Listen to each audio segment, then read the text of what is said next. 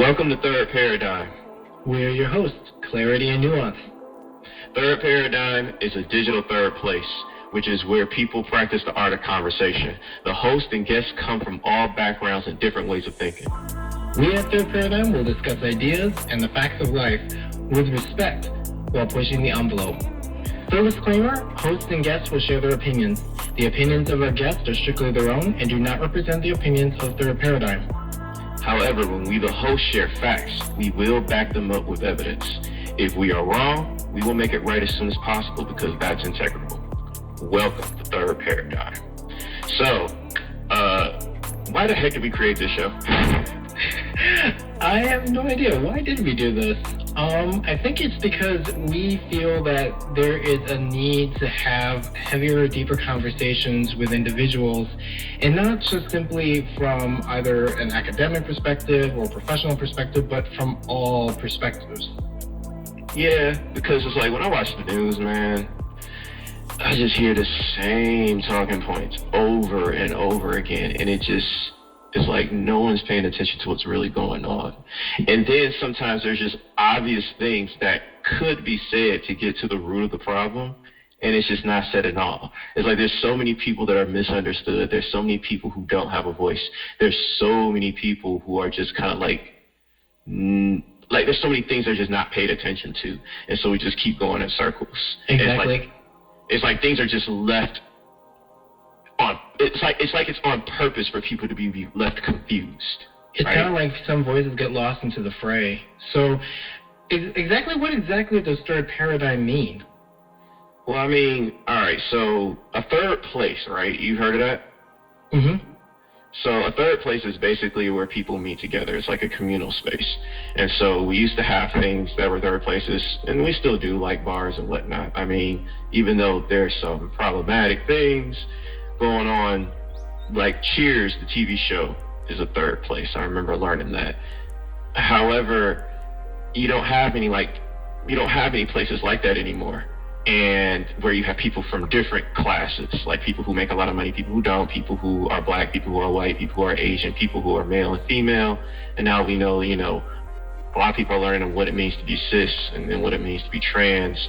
And then you have gay people, straight people, lesbian, bisexual. So it's just people with different experiences coming together and sharing their knowledge and their experiences respectfully. And even if they disagree, and I don't think that really exists anymore. I remember reading, America has lost the art of conversation. Yeah, I think that's true. Yeah. So that's what the third part is. The paradigm is basically the patterns of how we think, because everybody has a bias. Everybody has their own experiences. Nobody knows everything. Nobody has a monopoly on the truth, as they say. So all of us have a pattern of how we think of a premise, but they're like good premises or like true premises and false ones, good dialogues and bad dialogues, or false dialogues, true dialogues. So paradigm shift is like when you change your way of thinking because you learn something better and you add on to the truth you already know. So a paradigm is like a piece of the puzzle of the truth that all of us have, but we're trying to figure out the other pieces. So like third paradigm, it's kind of like you're taking third place and then paradigm and putting it together. Yeah, so it's kind of like, from what I saw online when it comes to the idea of a third place, typically it's usually like you have your work and you have your home. But oftentimes, like you said, it's like sometimes the third place could be the bar, it could be a coffee shop, it could be the library, somewhere where different walks of life kind of gather and have dialogue, and you bump elbows with people. But you're right, it feels like nowadays it's very difficult to try to reach across that aisle and have dialogue because there's so much misinformation, there's so much distrust, there's so much miscommunication. And I personally, my personal opinion, I don't feel that it's just simply because, we're now all on social media, it's all digital. Literally, even just having a verbal conversation with another person, there's a lot of miscommunication. It becomes so common to where it's so hard to try to convey a more empathetic approach with very heavy topics, because in the back of your mind you're like, well, I saw this thing somewhere, I saw that stat somewhere, I saw this thing happen in the news, so how am I going to trust that this person is really coming from a very sincere place? And I think that's the reason why we here at Third Paradigm decided to create this platform, was to allow people to come on here and either be a host or be a guest and be able to have that dialogue. And if they want to reveal themselves, that's completely up to them. Or if they want to be completely anonymous, that's totally cool too. But the point is the messages behind what we speak of. A very dear friend of mine taught us a very wonderful foundation lesson that we were taught. And this person unfortunately passed away a couple of years ago, but they would always open their home to communities of people from all walks of life, everybody. And they taught us the foundation of drum circles. And a lot of people think that drum circles are just like people getting together and playing music and that's about it. Well, there's actually structure and there's reason and meaning behind group drumming. And the message that he taught us before he passed away was being a master drummer and listening harder than we play. So the way he worded it is, say this person starts the rhythm, and that is what is known as a master drummer. Everybody follows that master drummer. But the key factor is the master drummer is constantly changing. Sometimes the master drummer could be actually two people. It could be one person, it could be three people. But everyone finds a spot somewhere in that song, and when the person takes it on, the whole beat changes. Like, say I start, and then say I like the beat you're doing, and then I follow you. Now you've changed the song. And he taught us that the foundation of a master drummer is listening harder than we play. Listening harder than we play. And I feel that in this day and age, it's becoming quickly the loudest one in the crowded room gets heard. And unfortunately, that coincides with the idea that that loudest person must be the representation of the mass. And with that combination, like I mentioned earlier, with the miscommunications and misinformation and all that, it dilutes our art of conversation. You know, you're absolutely right. And then when you're thinking about forces in our society that are not friendly, sometimes the best way is to hide out in the open, as they say. And so if you're always focused on the loudest and you're trying to get everybody to be the loudest, what's important is not always what's said, but what's not said. And so that person that's listening and not saying things has a lot of things to share or not share and a lot of power. And I think that when you talk about everybody blames the internet and social media, really it's just a reflection of society, because here in America, and I'm sure it's in other countries too, possibly, you know, people, from my experience of just being here in America, and as you know, I see it as people are very lonely. Yeah. And people are more lonely in one society versus another that values that communal aspect. And just like the difference between living in a house versus living in an apartment or a dorm, dorms can be very communal if you're in college, you know, but living in a house in a neighborhood, you can know your neighbors. People still try to do the whole thing, sit on the porch and watch the kids and whatnot. But an apartment can be very isolated, because you don't necessarily get to know all the people in your apartment complex. There's no reason to get to know everybody. Everybody can just go and do their own thing. And then before we even had the internet, I remember when people liked to be text more than having to actually talk on the phone. But then words can get lost in a text. So you could be trying to communicate with somebody and somebody gets offended because you said something and there's like not the full context of what's being said, like, oh, I didn't even mean it like that. So before we even had social media, there was this dynamic of just trying not to be around people. And maybe it's the way our media or mainstream media is, where it's just we're always viewing our fellow neighbor as someone to be scared of or aware of. And I mean, there is danger, but just on a fundamental level, like, they're the enemy and not things that actually have control over your environment, I think is why people are very isolated. So the isolation online is really just a reflection of isolation that's in real life. And to kind of jump off on top of that, it really feels like in this day and age, and this is, again, just my perspective, it's not even just so much of isolation in the physical form, like you were mentioning about apartments and houses and all that. I feel that it's isolation mentally, where we, as humans, we desire to be part of something. A really good friend of mine started using the phrase of the belongingness, that idea that you have found your group, you found your community.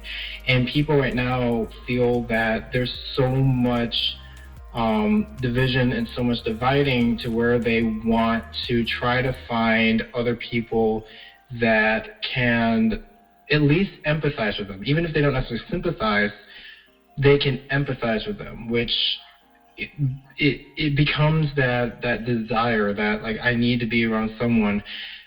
However, my personal perspective boils down to that saying of we do need to be more comfortable with being uncomfortable.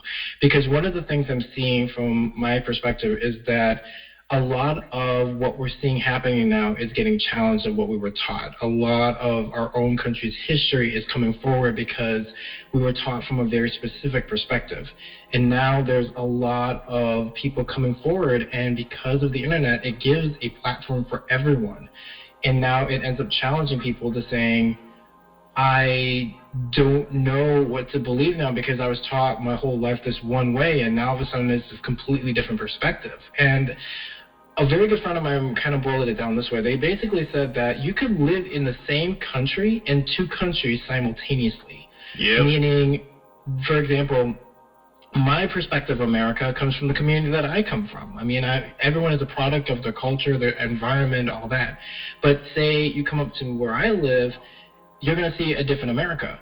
Say I go down to where you live, a different America, different perspective. So when people say that we all live in the same exact country, that's not necessarily true because everyone has different experiences. And that is dictated completely by your upbringing, your ethnicity, the race, the age, the generation, and so on. There's so many different ideologies and so many different experiences that people are now trying to figure out, how do we live among each other with these different perspectives? You know, someone once said, and my wife learned it from her grad school teacher through a video. May he rest in peace because he passed on. But that this whole thing of America being a melting pot is not true. It's been kind of cookie cutter. And in reality, America is more of a tapestry. And I think that the tapestry we're seeing is very delicate because with one cord being cut, the whole thing could fall apart. I think the best way we can move forward is recognizing that we're a mosaic. And a mosaic meaning that we do have our own stories, our own, our own cultures and whatnot. And that's okay to be different because you cannot really appreciate your similarities just trying to start out with your similarities. You have to acknowledge your differences, whether they be financial differences, cultural differences, gender, race, spiritual differences, and that's okay to be different from one another. And it doesn't have to be one better than the other. But once you recognize, I have this difference and this is the way I must go on this thing, you can unite on the things that matter. But you cannot do it the other way around. It's like, let's see how we're all the same. And that's what we hear all the time. That hasn't really worked out too well. No. And it's okay to be different and say, hey, this is different. Within one's own community, you have people who are from the South and who are from the North, or people who are from the city and who are from the rural area. And they could be the same race. They could be the same gender. They could be the same age. And they're so different. But it's when you accept those differences that it's like, okay, we're a mosaic. And I think that it's good to be uncomfortable and it's good to be comfortable. Everybody talks about safe space, then they talk about brave space. And I'm like, the people who complain about people wanting safe spaces want a safe space themselves. Let's just keep it real. A church is a safe space, Your home and your family ought to be a safe space. No one should have to be abused in their home and their marriage and with their parent, with their family members. And it's sad when someone is, and That's a whole topic in parenting that we could discuss. And then you have it in your own community where it could be the culture of an activity or a hobby you have. It could be the culture of just your racial history and background. Everybody has a safe space. And it's really how you use that safe space and if it's toxic. Because if it's toxic and it's so codependent, where it's just like somebody got to be less than me in order for me to have any type of value or worth, that's where it's problematic. So safe spaces are fine because that everybody has the right to have their own control of an environment in a space where they feel comfortable for their own mental and physical and emotional health, no matter what you believe and what you think. And then there needs to be that public sphere where, once again, a third place, where you rub shoulders, where you challenge each other, iron sharpening iron, man and women sharpening each other, man sharpen man, as the old saying goes. So, or for some people, the old scripture. So that to me is where it's not this or this, is this and it's not that one history or one perspective has to be true and the other one has to be false. Two and multiple things can be true together. As I said, everybody has a piece of the truth. We're just trying to put it together because there are powerful people who want to keep power at the expense of everybody else. People get gaslit. People are not perfect, even if it's not intentional. Somebody could have thought wrong and passed it down to you. It's your responsibility to help how you were raised and make things better for the future. Exactly. And then just on the side mention as well, when we were mentioning about the mosaic of society, I believe that's actually written in the Constitution of Canada, is that they look at their citizens more as a mosaic, is that everybody has their individuality in their own individual communities, but when you step back, it's a mosaic that ends up becoming the bigger picture. And another way to look at things, I saw this meme that went around a little bit where it was talking a lot about spectrums from like a graphic design perspective. So when you use Photoshop or when you use InDesign or something and you're using colors, every single color has its own code.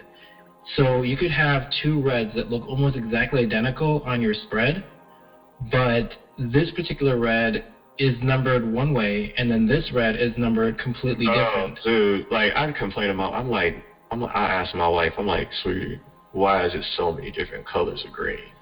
Mm-hmm. And then come to find out, women see more colors than men, and I'm like, y'all cheating. Y'all cheating. Hey, they're the ones that invented all these colors because they see more of it. So I'm like, y'all cheat. But you're right. It's like it could look exactly the same, but it has maybe like a warm undertone, as they say, or a cool undertone, a little gray in it, a little more white, a little more dark. Like, even though it looks the exact same, it's not. So I'm like, how many different colors of pink can you have? Yep, and you can have endless numbers. So from a graphic design perspective, why does that matter? Well, it turns out that when it comes to the world of advertising, or from I believe it's in like copyright law, certain companies actually can legally own certain colors. Yeah, like how was it Susan B. Anthony, like the breast cancer, they like copyrighted that pink. You can't use that pink because it's theirs. So that's the idea, is that when you look at people, yeah, exactly. When you look at people, it really boils down to not really so much thing good or thing bad or person good or person bad. People are complicating. People can be very complex. I have friends who lean very left on a lot of things, but then there's like one or two things that they actually would have more relationship with people who lean right, and then vice versa. I have friends who lean more right, but then when you bring up this particular topic or whatever it is, they're like, yeah, actually I'm very much on for that. And it's like, you actually would have a very good conversation with my friends who lean more left. So humans are just really, really, really complicating. It's not simply like, you got your left, you got your right, you got your middle. It's just a full spectrum. And then on top of that, you have all these different identities, all these different experiences, which is why it's so important to acknowledge those. That's why I've heard a lot of times people say, I don't see race, I don't see color, I don't see this. Well, when people say that, it's completely negating that person's experience and how they move and walk through life as that race. as that ethnicity. Now, that's not to say that just because they're this ethnicity or this race, therefore that must be that entire experience of the person. No. And some may just be like, well, I'm just this, and it's not that big of a deal. And it's like, to them, it may not be a big deal. But for others, it's like, I can't walk 2 feet without someone trying to clutch their bag. I can't get in my car without worrying that a cop is going to pull me over, and that could be the end of me. Like, there's so much that comes more in with these different identities and these different ideologies that humans are just complicated. Humans are just complicated. Right. So, but at the same time, it's like, just because I may be white or I may be black or I may be Asian, you assume these things about me and that these are the things that matter to me. And it's like, you're assuming something. And so you use my identity as a white person. You use my identity as a black person. You use my identity as a woman or a man and weaponize it to get to your own ends. And you don't even consider that I might be very complex. So it's a double-edged sword. They talk about identity politics, but it comes and gets burned at both ends of the candle. So I got to deal with how I travel through the world as a white person or a black person or Asian or an indigenous or whatever, right? I got to deal with that. But at the same time, I also got to deal with how I'm looked at and perceived at as what my needs are. And if I just pander to you in any fashion as a working class person or as a rich person, then automatically it's like, oh, you should be happy with this. No, why don't you come and talk to me? You know, it's like for black people, I see all the time that they want to focus on criminal justice reform. Well, if you talk to black people, that's not the only thing they care about. Or Latinos, I want to talk about immigration for you. But for Latinos, that's not the only thing they care about. Or for white people, I want to talk about the fear of, you know, the changing of America. Or I want to talk about money. Or I want to talk about religious issues. And they could care about so many other things. So it's a disservice to everybody to try to put them in a box and think that people can't be, I guess, not traditional or unorthodox or what's called heterodox, where you could have two things being true, like you said, on this issue I'm here and on this issue I'm here, and that's perfectly normal. It's I gotta be one way or another, and that's not how people are made, because no two people are the same. So as much as it's like America's supposed to be about individuality, or any democracy, at the same time, we still want to put people in blocks and make monoliths out of them, and they're not. And they're not. And it can be very, very complex like that, exactly, because people are not meant to be in a box. But I will also say, too, it is important to kind of acknowledge the community that they do come from as well. Because, again, when you look at things like tax disbursement or education communities, you got to look at it from like, well, what communities are getting affected the hardest? That's why we have the census and why that's so important. So I personally feel that it is kind of like on both. It's like, there's the individual that they walk through life and there's these identities, and on the other hand, they're also part of this group, this group, this group, this group, and it's important to look at that and say, well, here's the experiences of that group. Like, take the LGBT, for example. Like, you look through it, and as far as I know, we're not really teaching LGBT history in most history classes. Man, we don't teach women's history in classes. We don't teach history of rural people. I mean, we got conservative people in business, and we got conservative people in the rural area. They don't agree on everything. So if we can't even get that done, or even on the liberal side, there's so many people left out, like we're saying. And that's why it feels that when it comes to the way that, in my personal view, would be ideal when it comes to a good government, the government and the people that we end up electing, it's a spectrum. You got more of a wide range to choose from, because it's not putting us in either one way or the other, because it's very disheartening when you end up getting pushed into one particular side, because you're like, well, I agree with this one thing and I disagree with most of the stuff, but that other candidate actually has a few things that I like, but I can't vote for them because I only have one or the other. And that's a whole different topic that we can dive into in another episode, the history as to how we even got here, because there's a reason why this is the case. It's not just simply money and corruption. It's because it was designed historically this way.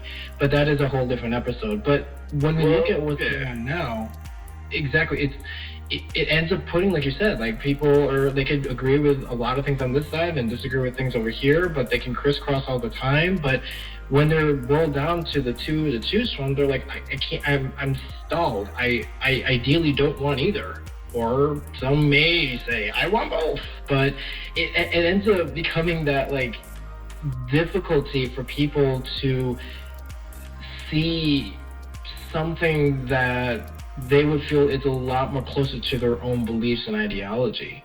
You know, and honestly, I think we can end it with this. I think that there's this notion that somebody has to lose in order for me to win. And there's a win-win situation. Yeah. And the funny thing is that when we talk about all these identities, right? And some people will feel like, oh, this identity stuff or intersectionality is only for people of a certain, political ideology. It applies to everybody. Like, I think the lady's name was Kim. No, I don't want to mess her name up, but she's a professor, a black lady. I'm gonna look her up. But the intersectionality, it was a black woman that invented the term, and that applies to anybody. Like I said, you could be a person from the rural area with conservative values and be a person from the city with conservative values.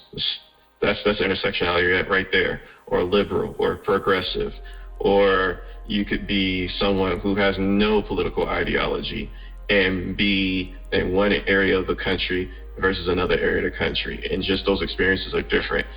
And the key to why culture matters and identity matters, it's not that talking about race is a problem. And I understand people's fear about talking about race or identity or sexuality and how it can be divisive, because then we're looking at the problem and we're looking at differences.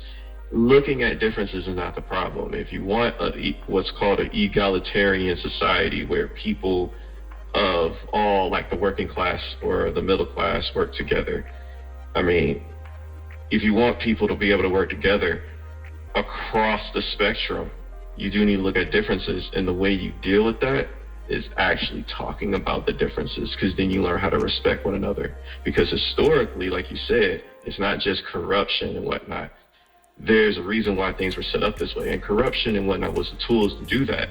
But anytime there was a time in history, and I think that these are the unheard of stories that we can discuss and people who could tell us and live through it, there have been times where people across the spectrum always work together, like in the civil rights movement, from class to race to gender identity, from religion and all of that. Every time this country's moved forward, it's been a mosaic of people coming together. Why does that always get broken apart? Because there isn't cultural competency. It's just that gets weaponized by people who want to keep things the way they are and pit people against one another. But if I know how to talk to somebody who has been through certain experiences as an individual or had a collective experience with their group, and I know certain lines not to cross, then I know how to work with that person. I know how to respect that person. And so I can't be gaslit into somebody saying this person is against me, and unless I am over them, I won't have anything. That's completely against being an individual and being free and independent, where I got to be so codependent on what somebody else does or doesn't do morally, or what somebody else does and doesn't do with their finances, what somebody else does and doesn't have. That's ridiculous. That's why the whole world is in a mess right now, because nobody wants to do what's right despite what anybody else is doing, because they're always afraid what someone else will do and what they would do if the shoe were on the other foot. Be responsible for you. So cultural competency comes into play with that, while we also talk about the things that we all have to deal with together. So it's not about not talking about something, it's about how we do and don't talk about something. Exactly, and I want to actually, I'm going to like loosely quote this because I don't remember exactly word for word, but this particular statement really rings with me very, very well. I was recently part of a very good anti-racist book club, and one of the books we read was So You Want to Talk About Race by Ijoma Olu. I apologize if I completely mispronounced that name, but there's a line that she says in there is that one of the values that we see throughout most of the country's history is you get more because others exist to get less. And she says that a lot throughout the book. When you look at historical context of what got passed towards different groups, that idea of you get more because others exist to get less, that ends up solidifying that idea that we, like you were mentioning, in order for us to be this, there needs to be that. Like, in order for our club to exist, we have to have non-members. And it's become this tug of war between these ideologies of, are we getting our base needs met? Do we have food? Do we have shelter? Do we have this? And it requires a lot of drastic changes. But like you said, there's the other side of, well, if the shoe is switched, I'm afraid of that. I don't want to be like that. I don't want to be this. And and that's where we're kind of at. And like we were mentioning, the intersectionality between all these different things, from ableism to gender, sexuality, race, all these different identities, they should be celebrated and shared. But at the same time, it's also, like you said, people are not bound by those identities either. It's both. It really is both. It's how does this group impact this group? Also, within the groups, how does this person move through life, and then this person moves through life? Exactly. And by the way, Kimberly Crenshaw, Dr. Kimberly Crenshaw is the lady who invented intersection. And she gets, I heard like, oh, intersectionality is a leftist thing. And I'm like, have we not seen conservatives tell you, like, and I'm being anonymous here, not anonymous here, but, having experiences looking through churches and whatnot, conservatives do not agree on everything, and they have different experiences. That's intersectionality right there. So it's not strictly a left thing.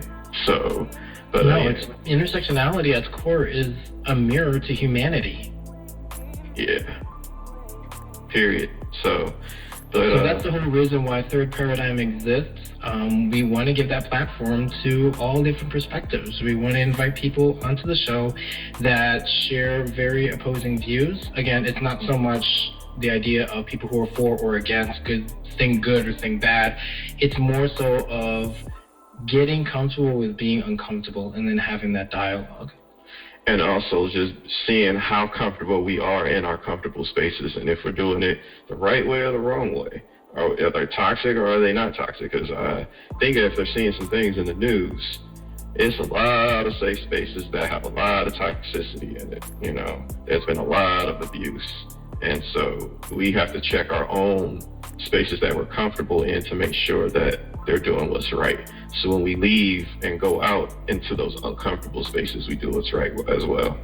Exactly, and that's why our goal is to not only have those dialogues and discussions, but also to be able to figure out, well, where do we go from here?